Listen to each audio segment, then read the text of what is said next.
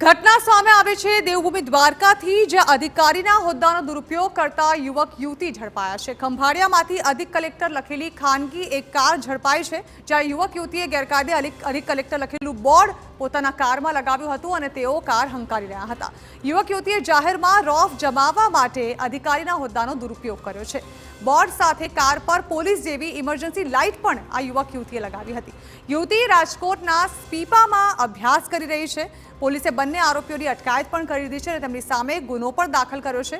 હોદ્દાનો દુરુપયોગ કરી અન્ય કોઈ ગુના અંગે તેઓએ તપાસ હાથ ધરી છે। ઉલ્લેખનીય છે કે આ જે કાર આપ જોઈ રહ્યા છો તે એક યુવક યુવતીની છે કે જેઓ સ્પીપામાં અભ્યાસ કરે છે, પરંતુ તેઓએ પોતાના કાર પર આ પ્રકારનું લખાણ લખાવ્યું। આગળ તથા પાછળ આરએસસી એન્ડ એડીએમનું સરકારી જે લાલ કલરનું બોર્ડ હોય તેવું લગાવેલું હતું અને તેમનો તે દુરુપયોગ કરી રહેલા હતા। તો તેમાં શંકાસ્પદ જણાતા તેમની પૂછતાછ કરતાં એવું જાણવા મળેલ કે તેઓ કોઈ સરકારી હોદ્દો ધરાવતા ના હોય છતાં પણ એવી સરકારી કર્મચારી હોવાનો કે સરકારી અધિકારી હોવાનો ડોળ કરેલો હતો, જે સબબ ખંભાળિયા પોલીસ સ્ટેશન ખાતે ગુનો દાખલ કરવામાં આવેલ છે, તેમજ તેમાં 2 આરોપીઓની અટક કરવામાં આવેલ છે।